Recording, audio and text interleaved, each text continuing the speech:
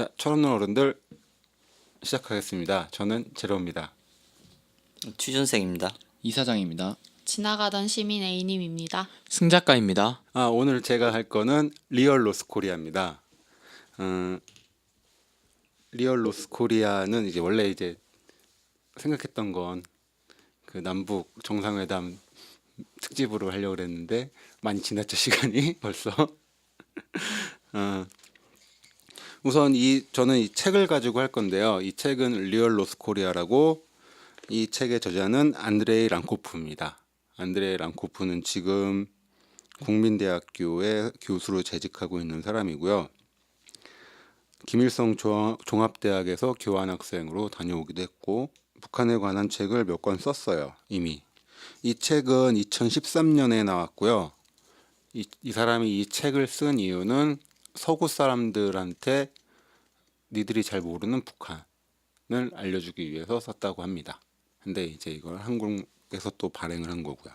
이 책의 내용은 처음에 보면 간단해요. 우리가 북한에 대해서 얼마나 알고 있느냐, 뭐 이런 건데, 어쨌든 제가 이걸 찾아본 이유는 그 종편에 보면 북한 사람들이 나와서 하는 프로그램들이 있잖아요. 종편 보세요? 예전에. 요즘은 아예 TV를 아예 안 보죠.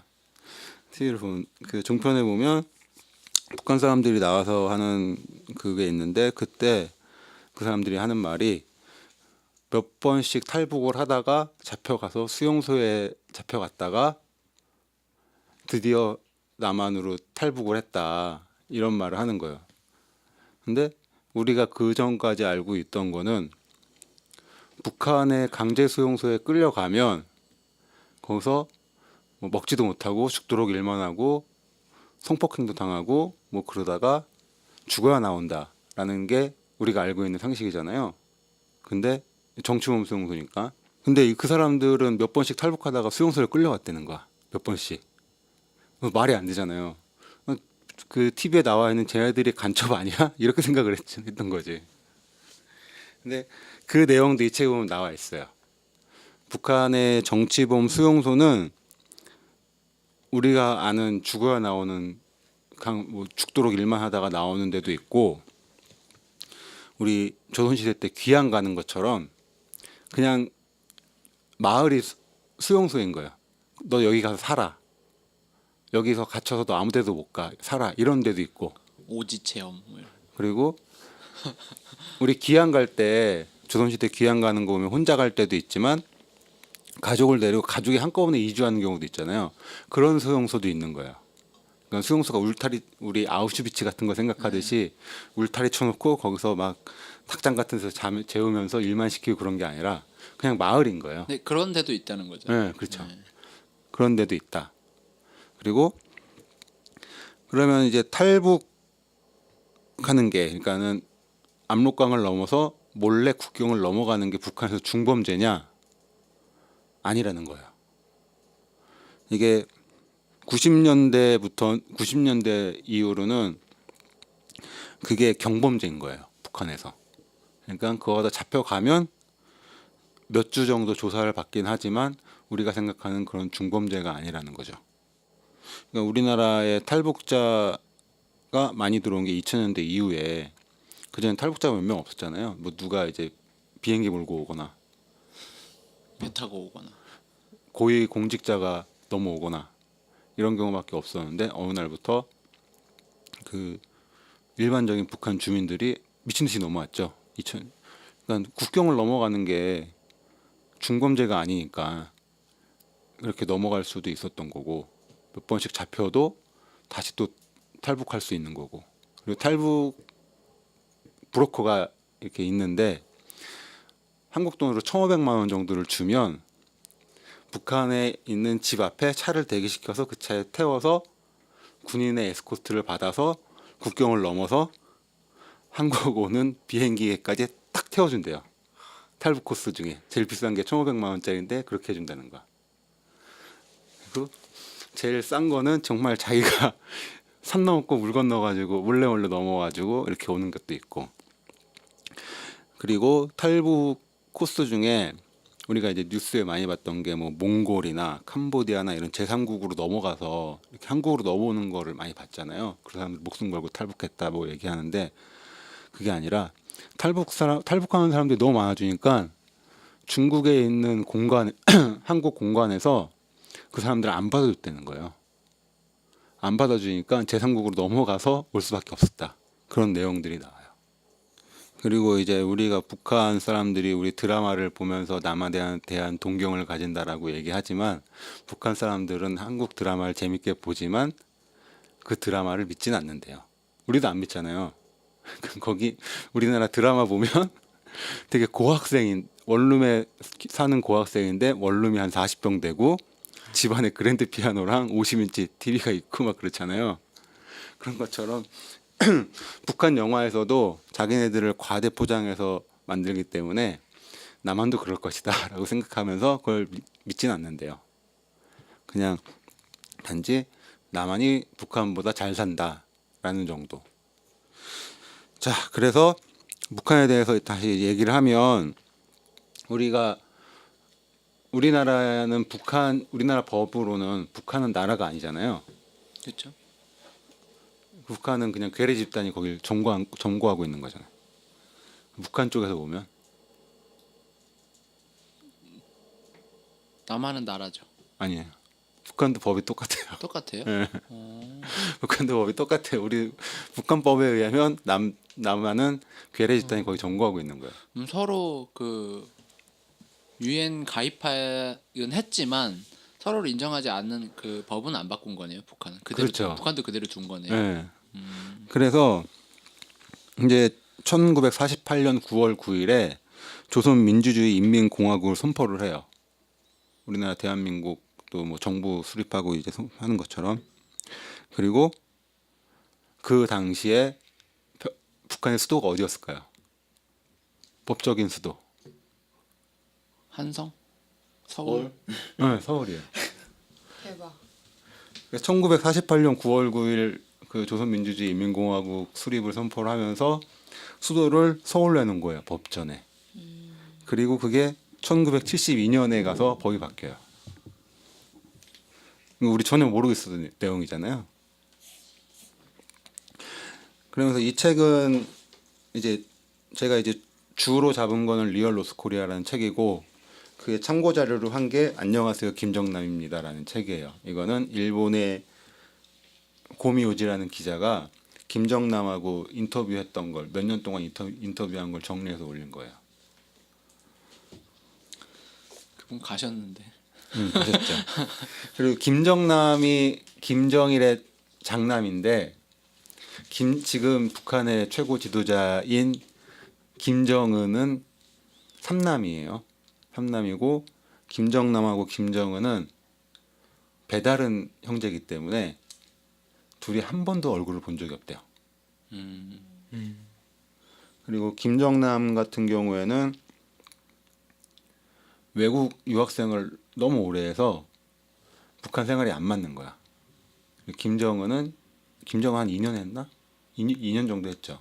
2년밖에 안 했어요? 내 생활을? 기억엔 그런데 김정은은 오래 안 했어요. 그러니까 유학 생활을. 고등학교만 다녔을 때만 거예요. 다닌 건가요? 그런 것 같아요. 그래서 김정남이 예전에 이제 처음 언론에 알려진 게 일본의 도미니카 여권을 가지고 도미니카 위조 여권을 가지고 일본에 들어갔다가 잡혔잖아요. 그래가지고 알려져서 한국 뉴스에는 그것 때문에 김정일한테 미움을 받고 멀어졌다라고 나오는데 이 책에 보면 그 당시까지는 북한 여권을 들고 갈 수 있는 나라가 없기 때문에 북한의 고위층들이 위조 여권을 가지고 외국에 가는 거는 일반적이었대요. 그렇기 때문에 그것 때문에 멀어진 게 아니라 김정남이 외국 유학생활을 오래 했기 때문에 김정일한테 개혁 개방을 하자라는 얘기를 계속했대요. 근데 그럴 때마다 김정일이 화를 냈다. 그래서 멀어진 것 같아요. 이 책에 의하면. 그리고 김정일도 3대 세습은 없다라는 얘기를 계속 했기 때문에 김정남이 그 자기가 정권을 물려받을 거라고는 생각을 안 했대요. 자기도 그럴 생각이 없었고. 그리고 이 김정남의 말에 의하면 우리가 이제 북한 사람들은 인터넷을 못 한다라고 생각하고 있잖아요. 다 한대요. 그러니까는 중국에 가보면 중국에서는 인터넷으로 페이스북, 유튜브, 뭐 인스타그램 이런 거 못 하거든요. 카카오톡 이런 거 못 해요. 근데 거기 사는 사람들 다 하거든요. 다 이렇게 VPN이나 뭐 프록시 같은 거 써가지고 우회해서 다 사용을 하는데 북한 사람들도 다 그렇게 해가지고 인터넷을 한대요. 김정남이 말로는. 자, 그럼 다시 리얼 로스 코리아로 들어가서 그 북한 정권이 그 어떻게 수립됐는지는 알잖아요. 김정이 누구지? 북한 처음 김일성. 김일성. 너무 오래돼서. 김일성이 이제 10대 후반인가 20대 초반인가 중국 공산당에 들어가서 군에서 계속 공적을 세워요. 그러니까 대단한 공적은 아니지만 소소한 공적을 계속 세우다가 소련 쪽으로 가서 조선인으로 구성된 부대에 30대 때 짱이 되고 그때도 계속 그냥 김일성이 뭔가 눈에 확 띌 만한 큰 공적을 세운 건 없는데 특별히 실패한 건 없고 그 기간 동안에 중국 공산당과 소련 공산당에 있는 동안에 작은 전투에서 계속 승리를 하는 거예요. 연전연승을 하는 거예요. 계속. 그렇기 때문에 사람들한테 많이 알려줬고 우리가 해방 이후에 설문조사를 했는데 그 우리나라 이제 지도자로 누가 좋으냐 뭐 1, 2, 3, 4 이렇게 순위가 있잖아요. 그러면 설문조사에서 뭐 1, 2, 3, 4등이 뭐 이제 김구, 이승만 뭐 이런 사람이었고 5위가 김일성이었대요. 그렇기 때문에 김일성이 오늘 갑자기 이렇게 튀어나온 건 아니라는 거. 그리고 이제 한국전쟁 같은 경우에 초등학교에서 소련의 사주를 받은 김일성이 남침을 했다라고 우리 배우잖아요. 난 소련이 여튼 지원을 했다? 이런 식으로 나오죠. 근데 실제는 소련은 전쟁을 못하게 했어요. 김일성은 남침을 해서 통일을 하겠다, 적화 통일을 하겠다라고 했는데 김일성이 그렇게 하는데 소련은 하지 마.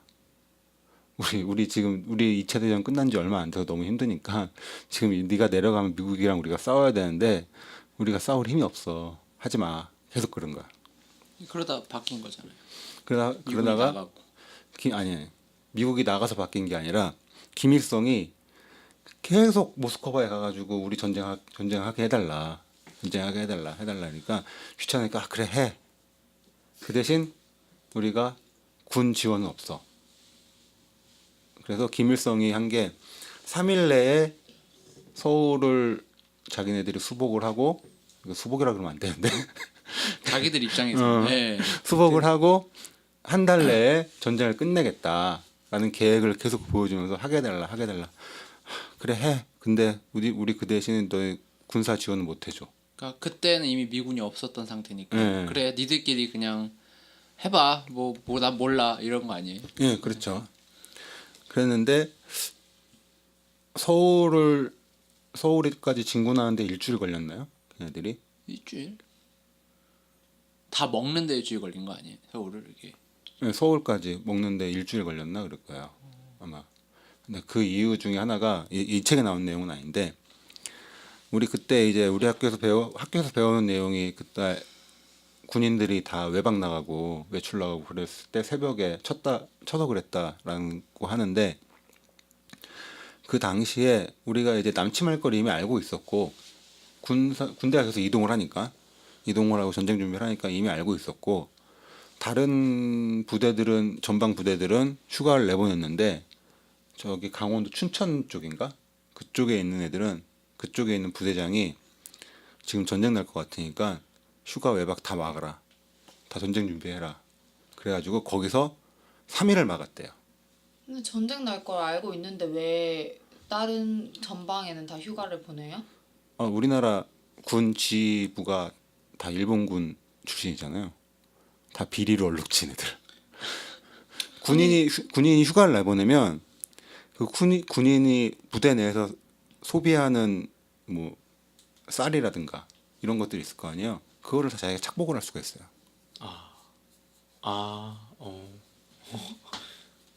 그러니까 전쟁 나기 전에 자기들이 빼돌려 먹으려고? 걔네들은 나라랑 상관없는 거지. 나라를 지키겠다 이런 생각이 없었던 거죠. 어차피 기회주의자니까. 한국 전쟁 당시에 군 지휘관들 리스트를 쫙 보면 북한은 거의 다가 독립운동가 출신이에요. 물론 이제 중국 공산당이나 소련 공산당 쪽이지만 다 그 독립운동가 출신인데 한국은 다 일본군 출신이에요. 독립군 출신이 거의 몇 명밖에 없어요. 그러니까 한마디로 이승만하고 미군이 그걸 잡으면서 그냥 적폐라고 해야겠죠. 적폐가 있는데 그걸 그냥 계속 가게 놔둔 거예요. 그러면서 사실 군 전쟁이 난다는 게 내일 날지 모레 날지 모르는 거잖아요. 그러니까 전쟁 나는 걸 알면서도 설마 내일 나겠어 하면서 보냈던 거겠죠. 아마도. 1950년 12월에 이미 전쟁이 끝나겠다라고 생각을 했는데 우리나라 그때 중공군이 오면서 일사후퇴를 하잖아요. 그때 김일성이 소련에 가서 소련에다가 도와달라라고 했는데 소련이 안 도와준 거예요. 우리가 또 군사 지원 안 해준다고 했잖아. 최소한 우리가 지상군 투입은 안 한다고 그랬잖아. 그래서 안 해줬는데 중국에 가서 중국의 모태똥이었나 그때가? 그죠. 네, 모태똥한테 도와달라 그러니까 그 군사를 보내줬잖아요. 군사를 보내줘서 중공군이 내려와서 우리가 일사후퇴를 하게 됐는데 그래가지고 김일성이 소련에 딱 붙어 있다가 이렇게 중국으로 기울어졌다라는 얘기가 있어요.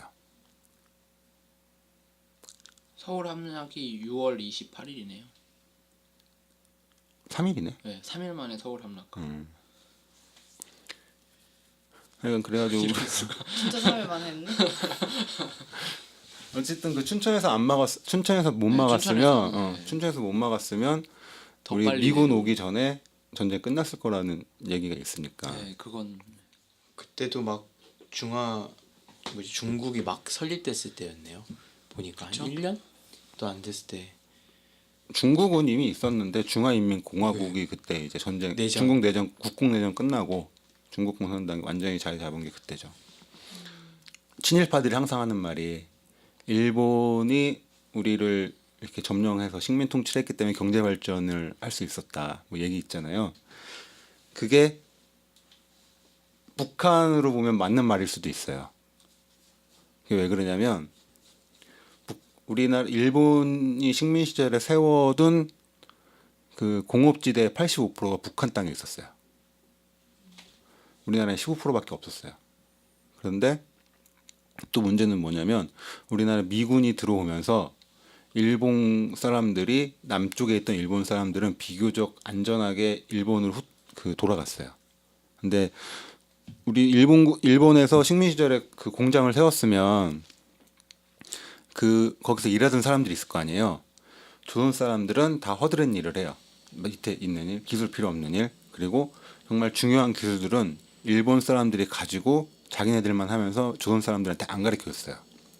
근데 남쪽에서는 그 일본 사람들이 그냥 안전하게 일본으로 돌아갔기 때문에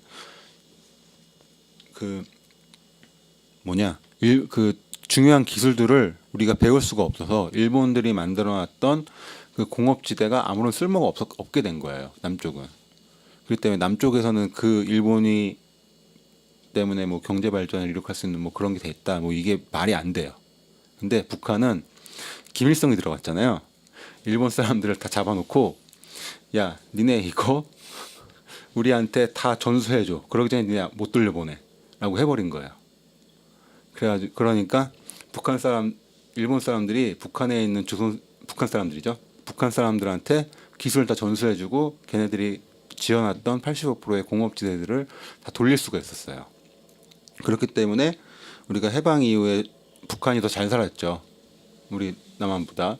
그리고 이게 통계치마다 다르긴 한데 70년대 초반에 빠른 건 70년대 초반, 그리고 늦은 거는 80년대 초반이라는 통계도 있어요. 근데 그 통계가 왜 그렇게 정확히 안 맞냐면 북한 통계가 정확하지가 않기 때문에 그래요. 그래서 빠르면 70년대 초반에 우리가 경제적으로 북한을 역전을 했다. 그러면은 우리 남한 사례나 북한 사례나 다 그 일본 제국주의를 이제 찬양하시는 분들의 의견이 맞지 않는 증거 아닌가요? 그렇죠. 그러니까 남한은 할 수 없는데 경제 발전을 했고 북한은 그 말에 따르면 할 수 있는데 못했고 그러면 사실은 그냥 있는 거 이용한 거고 있는 것도 사실은 그걸 뭐 일본에서 막 자원을 갖다가 사람이 와서 만든 것도 아니고 그냥 땅에 있는 거 이렇게 지네들이 이렇게 해서 갖다 쓴 것뿐이니까 네. 두 사례 다 니들 말은 말뿐이다라는 그렇죠. 증거가 되는 것 같은데. 그리고 우리 옛날에 아시아의 네 마리 용이라 그래가지고 한국, 대만, 일본, 싱가포르였나요? 이게 있었잖아요. 이게 이 네 나라가 급속하게 경제 발전을 했잖아요. 발전을 하면서 미국에서 큰일 났다라고 생각을 했었대요. 왜냐하면 이 네 나라의 경제 발전 모델이 소련식 계획 경제의 발전 모델이라는 거야. 자본주의가 틀린 거 아닌가라는 거지. 그러면서 미국에서 깜놀한 적이 있었다는 거야. 근데 생각을 해보면 한국 독재였죠. 그렇죠. 대만도 사실상 독재지. 싱가포르도 사실상 독재지. 일본도 미군정이 들어가서 민주주의 해놨다 하지만 실질적으로는 뭐 천황 중심으로 천황한테 무조건 충성하는 그런 의식으로 가지고 있는 나라면서 한국 전쟁에 그 군수물자 되면서 급속도로 경제 발전했던 나라지. 그러니까 이게 자유시장 경제보다 독재가 경제 발전에 맞는 모델 아니냐라는 생각을 했다는 거예요. 미국에서. 우리 북한에서 우리 TV에 나오는 게 북한 사람들은 월급이 얼마다라고 하면서 뭐 남한의 화폐 단위로 치면 한 달에 몇천 원밖에 안 된다라고 하잖아요. 그럼 북한에서 월급이라는 게 무슨 의미일까요? 우리에게는 그거잖아요. 의식주로 해결하고 뭐 과외도 하고 뭐도 하고 뭐 이런 거 있잖아요. 월급 의미가 없지 않나요? 그냥 월급 받으면 정부에 갖다 내는 거고. 아니 이제 정부 그 북한에 있는 노동자들은 노동자. 북한에 있는 그냥 그 쿠폰 아니에요? 자기 생활할 때 필요한 거를 교환할 수 있는 쿠폰 같은 개념 아니에요? 그거는 배급제이기 때문에 배급, 일을 하든 안 하든 무조건 주는 거고. 월급. 예. 나의 성과랑 명예, 내가 당에 얼마나 기여했는지에 대한 이 국가 발전에 얼마나 기여했는지에 대한 아니, 그런 거 아니에요? 그러니까는 북한의 월급이 적다고 하는데 북한은 배급제 나라이기 때문에 의식주 교육, 의료 이런 생활의 필수적인 것들은 다 이제 정부에서 배급을 해주고 받는 월급은 그거라는 거지. 영화 보고, 사치. 문화생활. 과자 사 먹고, 뭐 이탈리아 음식 먹고 막 이런 거야? 그러니까 자기의 유흥을 위해서 쓰는 돈이라는 거죠. 배급이 계속 나오기 때문에. 사치품을 사는 돈. 뭐 영화 보고 뭐 이런 거 그럴 거 아니에요. 유흥, 그쪽에서 뭐 놀이. 정부에서 위스키를 배급해 주지는 않을 거 아니에요. 그것도 네. 있는데 위스키를 먹고 싶다. 그럼 그런 걸로 살 수밖에 없으니까. 그래가지고 공장에서 일하는 노동자랑 당에서 있는 당 간부랑 이게 받는 월급이 차이가 많이 나느냐 아니라는 거예요. 안할 것 같아. 예, 북한은 그 차이가 안 난대요. 근데 그럼 다른 게 뭐냐? 그럼 공장에서 일하는 노동자는 배급 받을 때 옥수수랑 보리를 배급을 받는데 당 간부는 쌀을 받고 노동자는 소주를 배급받는데 당 간부는 위스키를 배급받고 이런 식이라는 거지. 차이는. 월급에서 차이가 없고 배급량에서도 차이 없는데 배급품의 질이 다르다는 거예요. 북한에서 월급의 급여 자체가 많고 적으면 아무 별로 의미가 없는데 이게 문제가 된 게 그 90년대에 고난의 행군이 시작되면서 그게 문제가 됐다는 거예요. 배급량이 줄어들다가 배급이 끊어졌는데 그럼 먹고 살아야 되니까 쌀을 사야 되는데 그 사람들이 받은 월급으로는 쌀을 살 수가 없다는 거예요. 중국에서 이렇게 몰래 들여온 걸 시장에서 사야 되는데 월급으로 그걸 살 수가 없는 거죠. 그때 전 세계 그 식곡물 원조를 폭등해가지고 원조도 받고 그때 이제 뭐 전 세계가 다 흉년이었으니까 그냥 원조 받으면서 살아가고 그리고 얼마나 욕을 했을까요 우리나라. 좀 치사하다 뭐 옛날에 싸우긴 했는데 뭐 우리가 남도 아니고 좀 그 뭐 그렇게 잘 산다면서 좀 쌀 좀 주면 안 돼 뭐 이렇게 생각했어요. 아니지 우리는 옛날에 언제지? 아닌가? 이를 악물고. 70년대인가? 70년대에 우리나라에 홍수가 나가지고 김일성이 우리한테 원조를 줬어요. 그렇죠. 예전에 그 힘들 때. 우리 힘들 때 원조해줬지. 우리 아마 해방 초기에 우리 전기도 북한에서 끌어썼잖아요. 그리고 이제 북한은 미친 나라냐 라는 건데 우리 맨날 뭐 김정은은 미친 놈이고 어쩌고 뭐 고모부를 총살하고 뭐 맨날 이런 얘기는 나오잖아요. 나는 그래 항상 그거 보면 생각했거든. 미친 그렇게 저기서 TV에서 말하는 미친 놈이면 저 자리에 올라갈 수가 없어. 하는 거죠. 옛날에 뭐 박근혜? 얘도 국민적인 지지가 있었죠. 민주주의 함정인가? 히틀러? 그래서 이제 북한에서 이제 지금 뭐 지네 말로는 핵 개발이 완료됐다라고 하는데 북한을 핵을 한번 볼게요. 핵의 역사. 1959년에 소련하고 핵을 공동 연구하기로 합의를 해요. 그리고 1965년에 소련의 소형 원자로인 IRT-2000을 영변에 설치를 합니다. 근데 그때는 우리 지금은 영변 핵시설이라고 하는데 그때는 그걸 숨기기 위해서 영변 가구 단지라고 그랬대요. 그리고 1970년에 그 원자로를 북한이 혼자서 개량을 해가지고 개량형을 내놔요. 그리고 75년부터는 북한이 독자 개발을 가속을 하고요. 그럼 한국을 볼게요. 한국은 우리가 다 그냥 알고 있는 건 박정희가 핵 개발을 시작을 했죠. 진짜요? 그때부터 진짜요, 진짜. 그러니까 핵 개발을 진짜 했는지는 정확하지 않아. 근데 박정희가 핵 개발을 하기 위해 노력을 했다는 건 확실해요. 그리고 이제 들리는 말은 우리가 박정희 말에 70년대 말에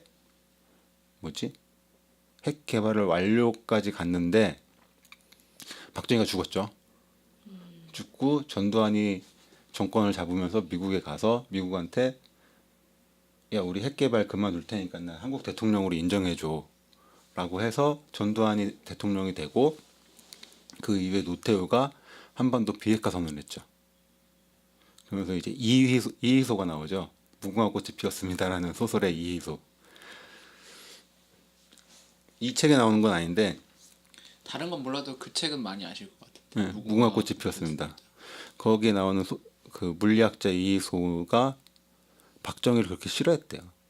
독재도 그렇게 싫어했고. 북한에서 하는 말이랑 똑같잖아요. 핵을 보유해야 우리가 그래서 이희소가 그 유신 정권을 싫어해가지고 미국에서 한국으로 안 들어왔고 그런 이희소가 박정희를 그렇게 싫어하는데 박정희 핵 개발에 도움을 줬을 리가 없다라는 게 일반적인 말인데 김진명의 무궁화 꽃이 피었습니다 때문에 우리가 이희소만 있었으면 우리가 이희소가 안 죽었으면 핵 개발을 완료할 수 있었다라는 말을 많이 하죠. 그 진명이 형은 그 고구려 책이나 마저 쓰지 무슨 사드 책을 쓰고 자꾸 패널에 나와가지고 김진명도 환빨 거야 아마. 그러니까 내가 그냥 알기로는. 계속 그 그게 뭐야? 환빠. 그 환단고기 저번에 환단고기 추종하는 사람. 예. 그러니까 그 독자들이 원하는 글을 재밌게 쓰는 능력은 있는 것 같은데 그냥 그래서 글 계속 쓰시면 좋겠는데 그래가지고 북한은 1985년에 소련의 압박으로 NPT에 가입을 해요. 핵 확산 금지 조약에 가입을 하는데 북한이 중국이나 소련 입장에서 봤을 때 북한이 말을 잘 듣는 꼬봉은 아니에요. 우리보다 그렇죠. 약한 애고 우리한테 붙어 있긴 한데 말 그렇게 안 듣는 애야. 버릴 수도 없고. 버릴 수는 없고 버릴 수 없는 이유가 북한이 만약에 이제 남한의 대한민국의 흡수 통일이 되면 그 지금 러시아랑 중국 국경까지 미군이 들어가게 돼요. 나 지금 저기 쏘파. 상주가 아니지 거기가 상주가 아니라 어디지? 사드 배치한데 성주. 성주. 성주시. 예. 성주에다 사드 배치했다고 중국이 이렇게 난리를 치는데 중국 국경 앞에서 그거 했어 봐. 그러니까는 바로 선전포고 하겠다. 뭐. 중국하고 그 러시아 입장에서는 미국하고 완충지대의 역할을 하는 게 북한인 거예요. 그냥 걔네들은 포기할 수가 없는 거지. 그리고 혹 붕괴라도 되면 거기는 무법지대가 되잖아요. 다 들어올 거 아니에요. 미군, 일본, 러시아 다 들어가서 안 그래도 힘들어 죽겠는데 거기 꼭 군대 보내야 돼. 뭐 또 외교를 해야 돼. 그냥 현상 유지만 좀 해줘. 뭐 그럼 뭐 북한이 뭐 좀 줘. 그럼 아유 줘야지 하고 그런데 이제 북한은 1960년대부터 계속 핵무기를 개발하겠다라고 했고 중국과 소련 입장에서는 쟤네가 그런 걸 갖게 놔둘 순 없어라고 했고 그래서 소련이 압박을 해가지고 NPT에 가입을 했어요. NPT에 가입을 했고 북한은 이제 비밀리에 개발은 계속 했겠죠. 계속 했는데 그 당시에 미국이 이제 NPT에 가입을 하고 나서 미국이 북한한테 야 니네 핵 있지? 북한은 아니야 우리 핵 없어. 미국이 핵 있지? 아니야 우리 핵 없어. 그래가지고 뭐 이렇게 싸우다가 북한이 NPT 탈퇴했잖아요. 탈퇴하고 나서 북한이 우리는 핵무기가 있다. 그러니까 미국이 야 니네 없어. 우리 핵무기 있다니까. 니네 없어. 니네 기술도 안 돼. 그러다가 지금 여기까지 왔죠. 여기까지 왔는데 그 1994년에 미국하고 제네바 협약을 맺어요. 예, 핵 연구나 뭐 실험을 하지 않겠다라고 하고 그런 거 이제 말 그대로 북한이 핵을 포기하는 대신에 미국이 그때 뭐 기름도 있고 경수로 뭐 그다음에 식량 이런 것들 정말 미친 듯이 정말 어마어마하게 북한에 지원해 주기로 한 협약이었어요. 제네바 협약. 근데 미국이 그걸 했던 이유는 90년대 중반에 북한이 너무 어려웠잖아요. 고난의 행군할 때니까. 그런데 미국은 그걸 보면서 쟤네들은 곧 무너진다.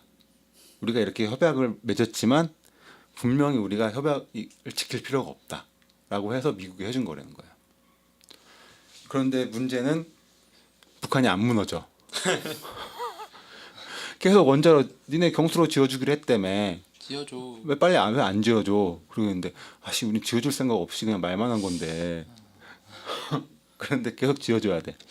곡물도 계속 달라 그래. 기름도 계속 달라 그래. 근데 미국이 안 줬죠. 그리고 그 6자 회담 합의하고 나서 미국이 방코델타 아시아라고 북한 자금을 동결시켜 버렸잖아요. 그러니까 북한이 미국을 못 믿는 이유는 분명히 있어요. 있고 서로 못 믿어. 그리고 더 웃긴 거는 북한하고 미국하고 어떤 협약을 맺었으면 미국한테 우리가 미사일 안 쏠게 니네 식량 줘. 그러면 식량 받은 다음에 쏠 수가 있잖아. 근데 재밌는 건 북한은 미국하고 협약을 맺어요. 야 니네가 우리한테 식량 주면 우리가 미사일 안 쏠게. 라고 도장을 찍고 그럼 미국이 아씨 식량 줘야 되네. 이거 식량 이제 준비해서 줘야지 그러고 있는데 식량도 받기 전에 미사일을 막 쏘는 거야. 북한은. 그러니까 북한은 되게 웃긴 게 협약을 했으면 뭔가 자기가 받아낸 다음에 미사일을 쏘면 또 그나마 이렇게 이해가 되는데 식량을 받기도 전에 미사일을 막 쏘는 거야. 쏜 이유는 뭐예요? 왜 안 주냐? 왜 빨리 안 주냐? 그건 이제 이 책에 나온 이유는 북한 군부와 외교를 담당하는 쪽하고 얘네들이 마찰이 있어서 그런 거다 하는 내용이에요. 그러니까 그 마찰이 있는데 제일 효과적인 방법은 쏘는 거잖아요. 왜냐면 그쵸. 쐈는데 우리 협정 맺었으니까 너희들이 주는 즉시 안 쏴. 이게 되잖아요. 협약을 맺었지만 안 쏘면 한쪽만 약속을 지키는 안쏠 거지. 게 아니었어요. 그러니까 안 쏠게. 도장 찍고 난 다음에 안 써야지. 도장 찍고 안 쏘면 한쪽만 약속을 지키게 되는 거죠. 그러니까 우린 쏘는데 약속을 했으니까 너희들이 주는 순간 너희는 주는 약속을 지킨 거고 우린 그동안 그럼 바로 안 쏘겠다가 되는 거고 그럼 외교 입장도 만족이 되고 군부 입장도 니들 왜 뭐지 한일 협정 같은 거 맺고 오냐 막 그럴 거 아니야 미국이랑 너희 외교부 애들 너희 펜대 굴리고 너희들이 뭐 연명장을 돌아봤냐 뭐 이런 말 할 텐데 그러면 일단 쏴 공물 주면 안 쏘면 되지 뭐 이런 그런 내부적인 합의 같은데. 뭐 이제 그런 내용이 있고 이제 마지막 가서 그럼 우리 이제 어떻게 될 것이냐라고 하는데 이 사람의 예상은 틀렸어요. 왜냐 이게 2013년에 나온 이 거고 사람 예상을 제가 예상해 보면 북한이 또 무너진다 뭐 이런 예상했을 뭐 것 그런 같은데. 얘기 나와요.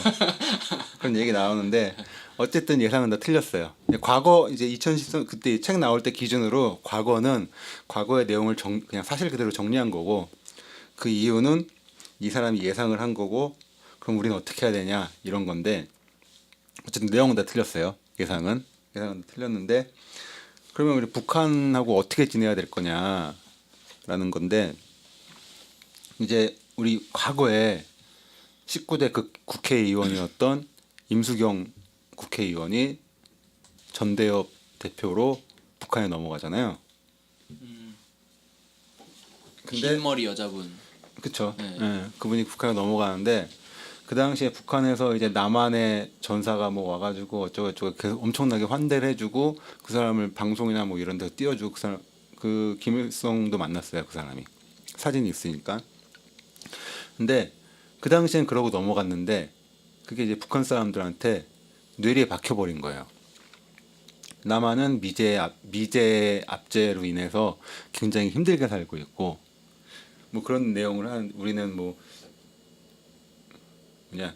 김일성 수령이 쓴 책으로 우리는 막 공부를 하고 있고 몰래 공부하고 있고 우리는 남한 사람들은 밥도 못 먹고 있고 그런 얘기를 했는데 북한 사람들은 그 얘기를 듣긴 하지만 그 얘기를 하는 임수경은 너무 옷도 잘 입고 있고 너무 예쁘고 너무 발랄하고 어디 가서나 그 남한의 미군의 압제에 시달리고 있는 어린 여학생이라고 생각되지 않을 정도로 너무 당차고 자신감 있고 그런 사람이 막 TV 나와서 연설하고 그래서 북한에 그 사람 다녀간 이후에 임수경 패션, 임수경 헤어 뭐 이런 것들이 항상 계속 유행했다고 하잖아요.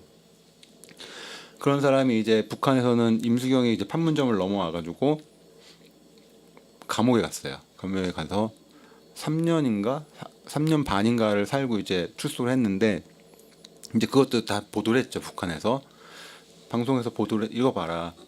얘는 남한에 넘어가면 말 그대로 강제수용소 끌려가지고 죽을 때까지 거기서 노동한다라고 했는데 3년 반 만에 풀려나서 국회의원이 됐어. 그리고 그 정치범의 가족들이 인터뷰한 것까지 북한 TV에서 방송에 나갔대요. 임수경 가족 인터뷰한 것까지. 북한 기준으로 보면 정치범의 가족인데 어떻게 서울에서 저렇게 큰 집에서 잘 살고 있지? 북한에서 이해할 수 없는 내용인 거죠. 그리고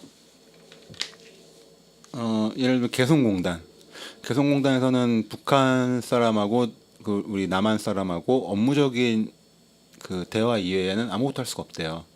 일상적인 대화를 할 수 없고 특히 정치적인 대화를 할 수 없고. 근데 남한 사람들끼리는 다 자기들끼리는 얘기할 거 아니야. 그럼 그 사람들이 입고 다니는 옷, 그 사람들이 하는 행동 이런 걸 보면서 북한 사람들이 우리가 알고 있는 게 아닌데 금강산 관광도 그렇고 금강산 관광에서 북한 사람들 있잖아요.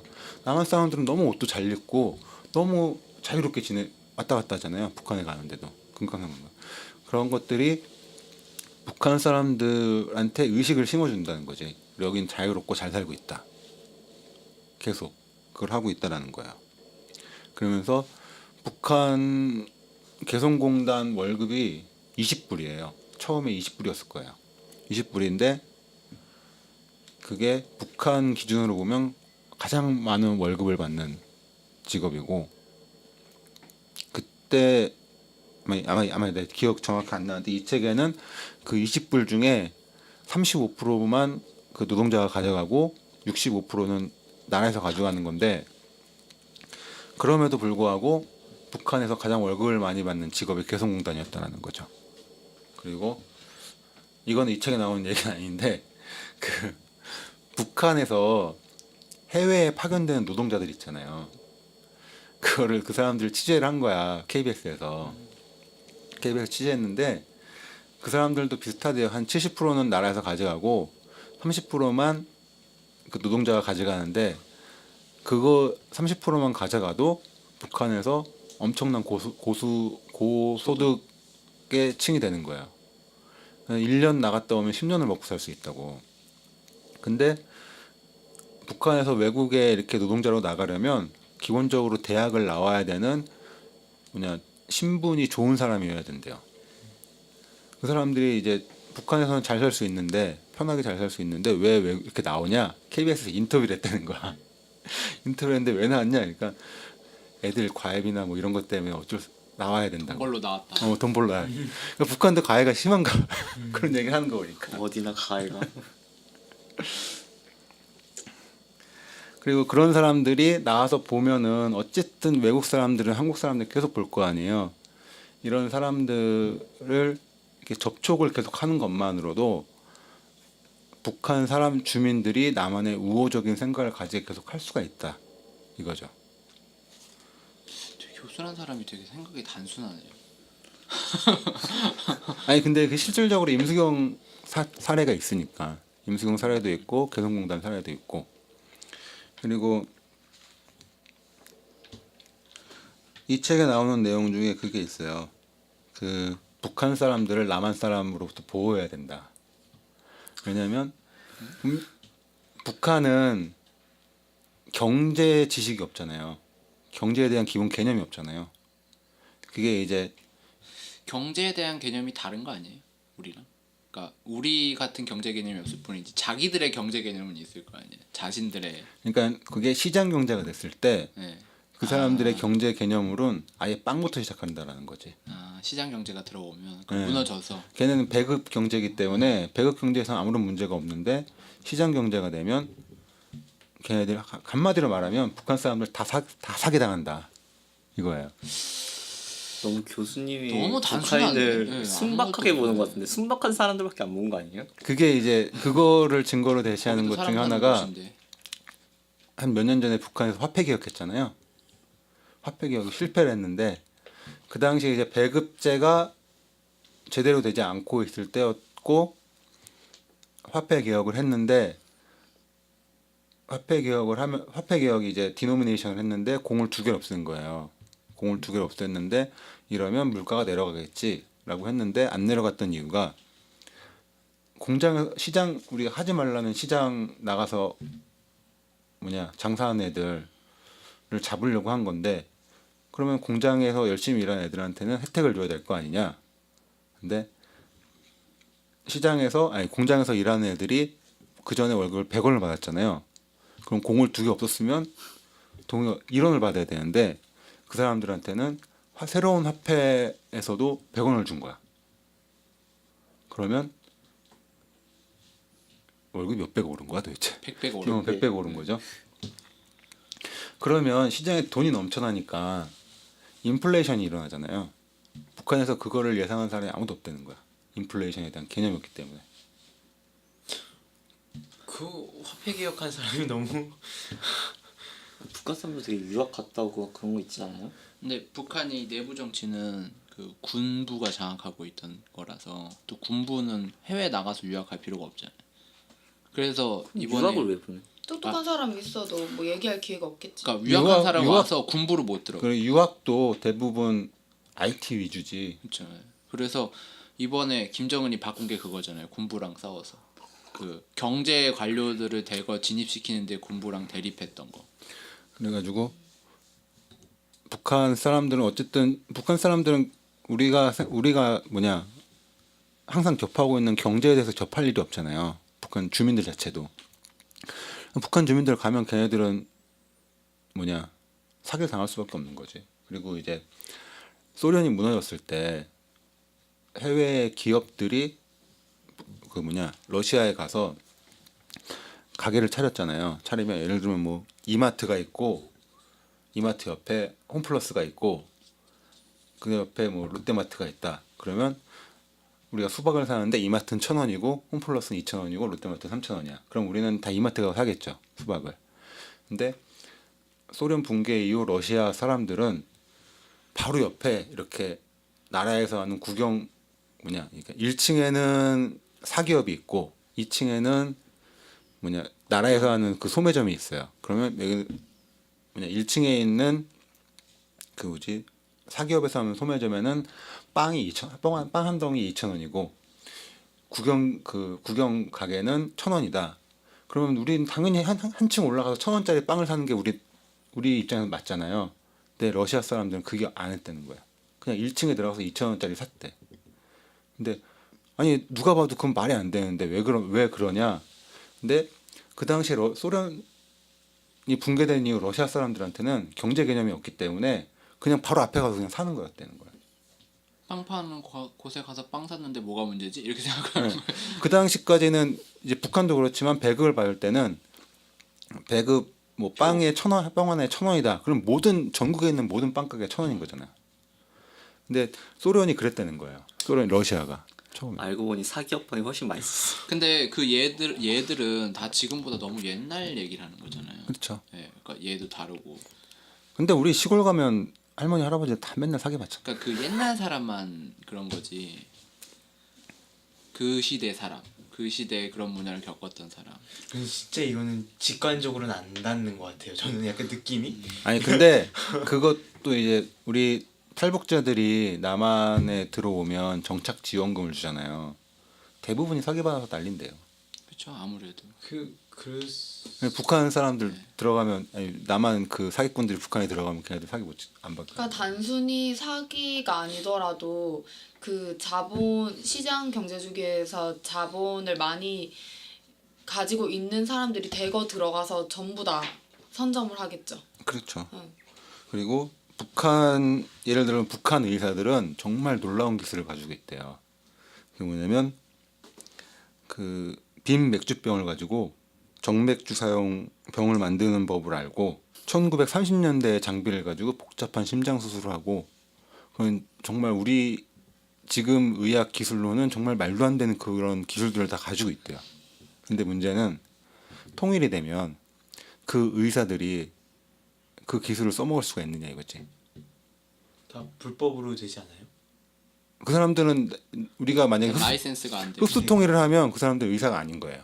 불법이잖아요. 네. 흡수통일 하면서 근데 라이센스 근데 문제 같은 너무 걸 해결하지 가정이 무슨 흡수통이 너무- 북한 붕괴 이런 거니까. 예.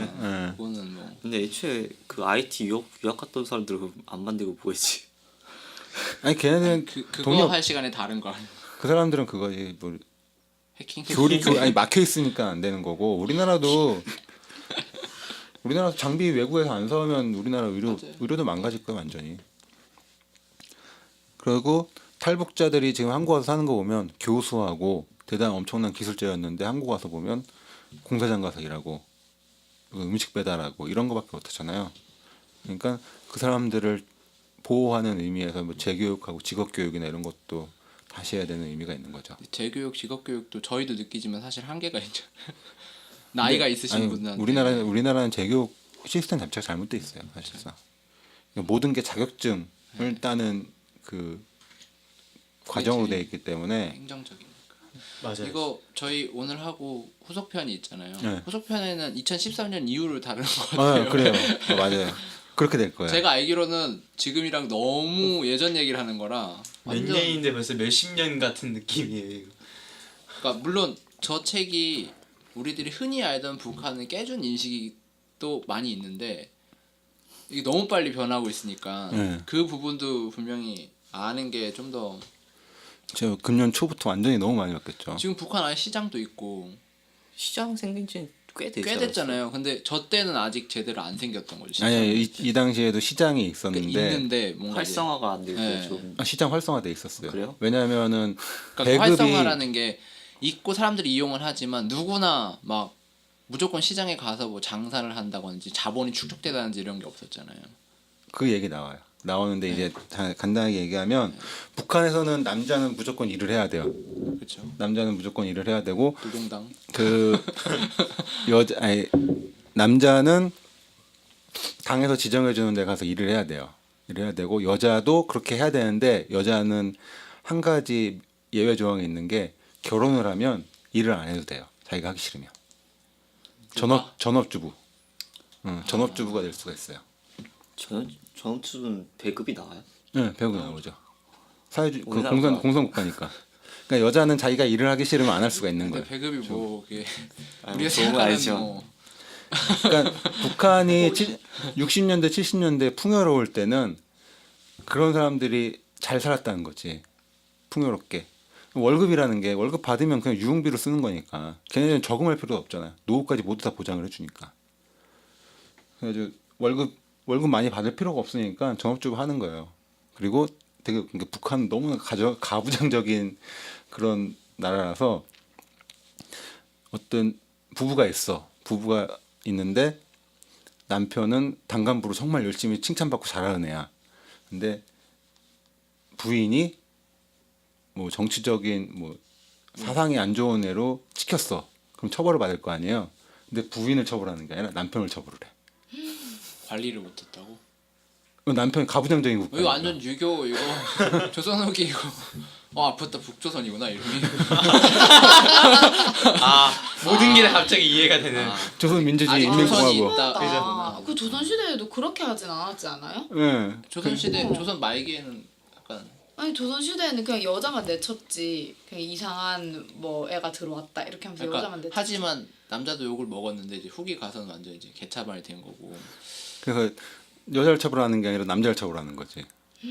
그냥 너무 심해가지고 수용소를 보내야 된다. 그럼 같이 보내는 거고 남자랑 여자랑 그러니까 같이. 서로가 서로를 감시하도록 만들어 놓은 구조잖아요. 그런데 책이 당의 사상을 서로 감시해서 서로 잘 부모가 공부해라. 자식 신고하고 자식이 부모 신고하고 막 옛날에 우리 학생 때 많이 근데 서로가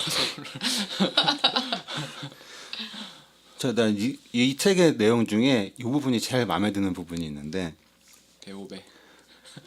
여기 읽어줄게요. 이제 예를 들어줬어요. 이 사람이 미국하고 소련하고 냉전 시대에 미국 콜롬비아 대학에서 콜롬비아 맞나?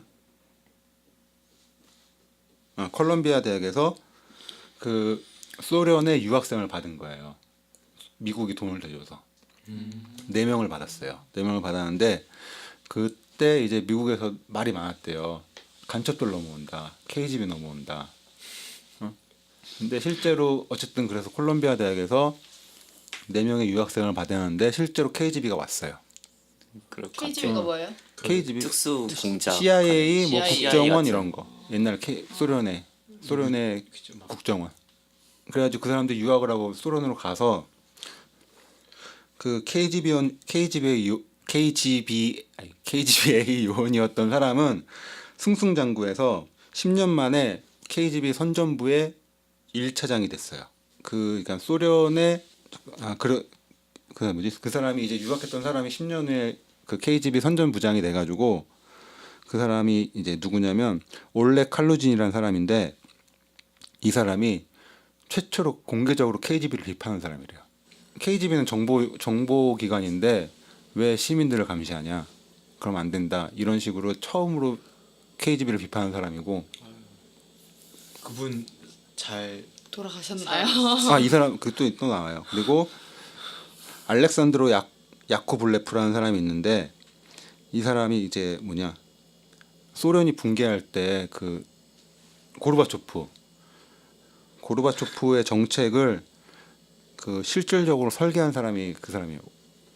알렉산드로 이름이 어려워. 물어봤죠. 알렉산드로 야코블레프라는 사람인데 이 사람이 고르바초프의 그 정책을 실질적으로 설계한 사람으로서 소련이 이제 붕괴라고 하면 좀 그렇지. 소련이 해체되는 거에 모든 그 전략이라고 해도 되나?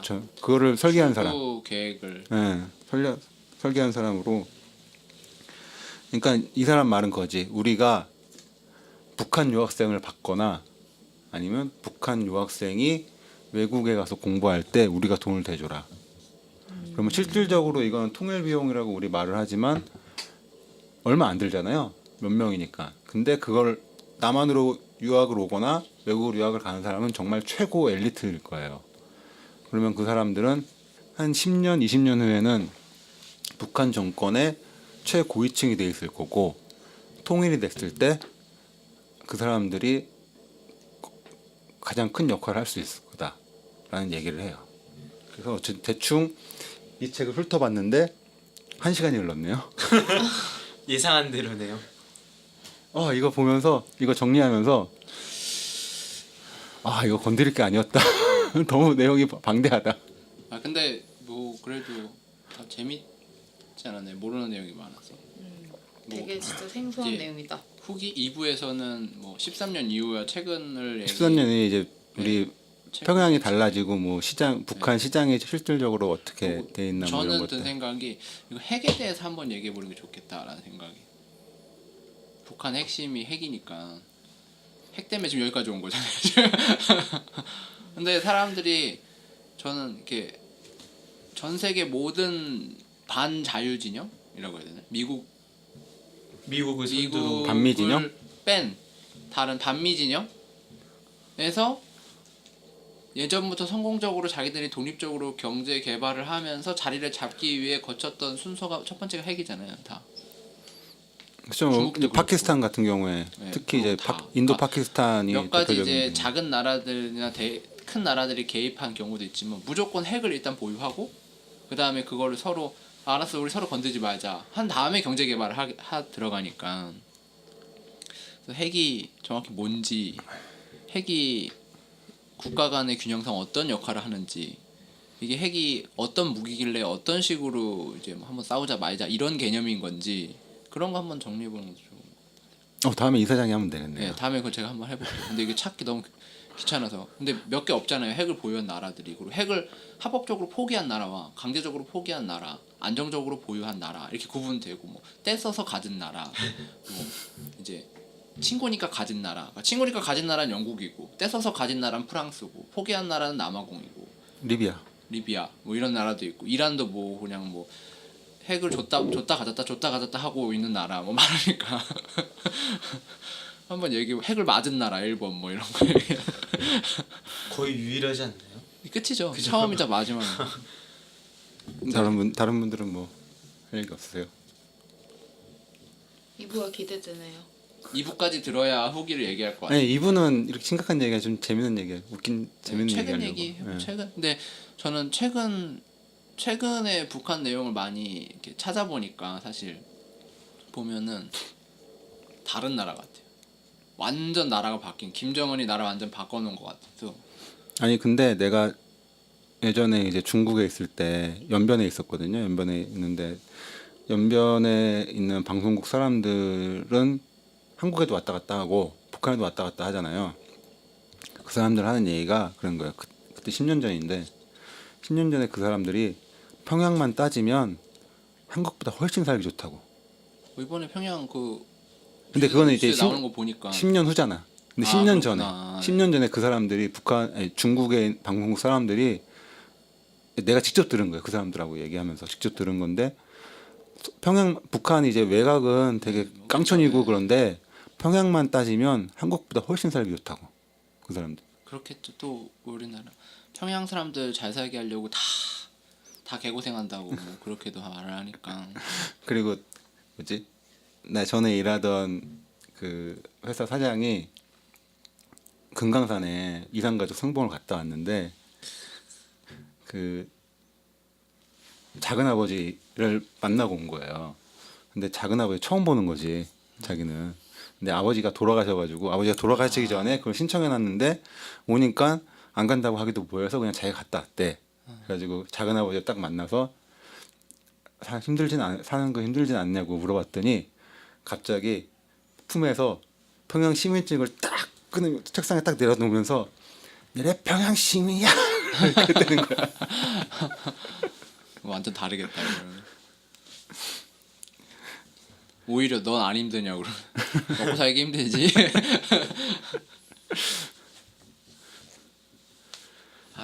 그런 사람들만 금강산 오겠네요. 그 뭐라고 하지?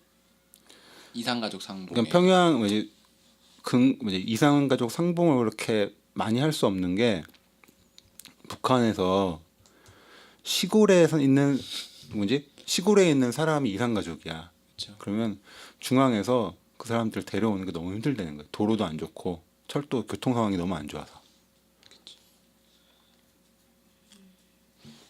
그래가지고 뭐 이렇게 한꺼번에 다 만나게 해주고 싶어도 북한에서 너무 힘들어하니까 그걸 못 한다고. 참 북한이 조금 돈이 생겨서 북한이 그러니까 북한 쪽에 도로나 이런 IOC인가 그 뭐라고 하지 인프라 기본 인프라 같은 거 깔아달라고 우리나라 기업한테만 맡겨도 호황일 텐데 거기 다 도시화율 진행하려면 뭐 몇십 년은 뭐 거의 뼈 빠지기 만약에 이제 우리나라 자본이 들어가서 거기에 인프라를 다 깔면 한 20년은 건설 경기 호황일 텐데. 4대강 저리 가라. 근데 그렇게 또 안 하겠죠. 중국도 네. 들어가려고 중국 모든 나라가 다 탐내고 있잖아요 거기. 그러니까 정치적으로도 이제 어쨌든 들어가려고 할 거 아니에요. 같이 하자, 같이 해야지 뭐. 북한 입장에서 나쁜 건 아니고. 전 어쨌든 2부를 기대합니다. 빨리 해주세요 2부.